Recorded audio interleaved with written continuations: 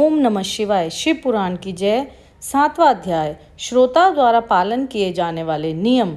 सूत जी बोले, शौनक, शिव पुराण सुनने का व्रत लेने वाले पुरुषों के लिए जो नियम हैं उन्हें भक्ति पूर्वक सुनो। शिव पुराण की पुण्यमयी कथा नियम पूर्वक सुनने से बिना किसी विघ्न बाधा के उत्तम फल की प्राप्ति होती है। दीक्षा रहित मनुष्य को कथा सुनने का अधिकार नहीं है, अतः पहले वक्ता से दीक्षा ग्रहण करनी चाहिए। नियम पूर्वक कथा सुनने वाले मनुष्य को ब्रह्मचार्य का अच्छी तरह से पालन करना चाहिए। उसे भूमि पर सोना चाहिए, पत्तल में खाना चाहिए तथा कथा समाप्त होने पर ही अन्न ग्रहण करना चाहिए। समर्थ मनुष्य को शुद्ध भाव से शिव पुराण की कथा की समाप्ति तक उपवास रखना चाहिए। अन्न, दाल, जला अन्न, सेम, मसूर तथा बासी अन्न नहीं खाना चाहिए। जिसने कथा का व्रत ले रखा हो उसे प्याज, लहसुन, हींग, गाजर, मादक वस्तु नहीं खानी जानी चाहिए।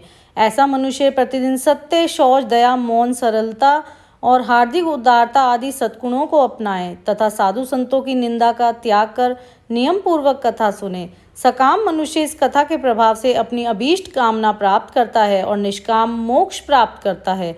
सभी स्त्री पुरुषों को विधि विधान से शिव पुराण की उत्तम कथा को सुनना चाहिए। महर्षि, शिव पुराण की समाप्ति पर श्रोताओं को भक्ति पूर्वक भगवान शिव की पूजा की तरह पुराण पुस्तक की पूजा भी करनी चाहिए तथा इसके पश्चात विधि पूर्वक वक्ता का भी पूजन करना चाहिए। पुस्तक को रखने के लिए नया और सुंदर बस्ता बनाएं। पुस्तक व वक्ता की पूजा के उपरांत वक्ता की सहायता हेतु बुलाए गए पंडित जी का भी सत्कार करना चाहिए।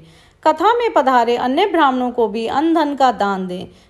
विरक्त मनुष्य को कथा समाप्ति पर गीता का पाठ करना चाहिए तथा गृहस्थ को श्रवण कर्म की शांति हेतु होम करना चाहिए।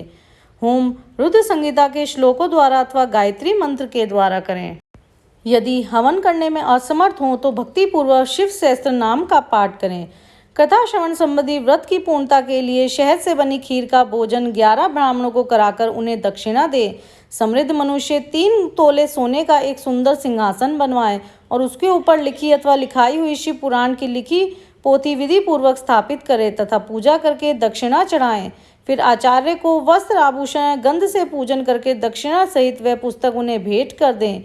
शौनक, इस पुराण के दान के प्रभाव से भगवान शिव का अनुग्रह पाकर मनुष्य बंधन से मुक्त हो जाता है। शिव पुराण को विधि पूर्वक संपन्न करने पर यह संपूर्ण फल देता है तथा भोग और मोक्ष को प्राप्त करता है। मुने, शिव पुराण का सारा महात्म्य जो संपूर्ण फल देने वाला है मैंने तुम्हें सुना दिया है। अब आप और क्या सुनना चाहते हो? श्रीमान, शिव पुराण सभी पुराणों के माथे का तिलक है। जो मनुष्य सदा भगवान शिव का ध्यान करते हैं, जिनकी वाणी शिव के गुणों की स्तुति करती है और जिनके दोनों कान उनकी कथा सुनते हैं, उनका जीवन सफल हो जाता है। वे संसार सागर से पार हो जाते हैं। ऐसे लोग एलोक और परलोक में सदा सुखी रहते हैं। भगवान शिव के सच्चिदानंदमय स्वरूप का स्पर्श पाकर ही समस्त प्रकार के कष्टों का निवारण हो जाता है। उनकी महिमा जगत के बाहर और भीतर दोनों जगह विद्यमान है। उस अनंत आनंद रूप परम शिव की मैं शरण लेता हूँ। बोलो भोले बाबा की जय। शिव महापुराण की जय। इति 7वां अध्याय समाप्तम। तो अगर आपको वीडियो अच्छी लगी हो, सब्सक्राइब, लाइक एंड शेयर।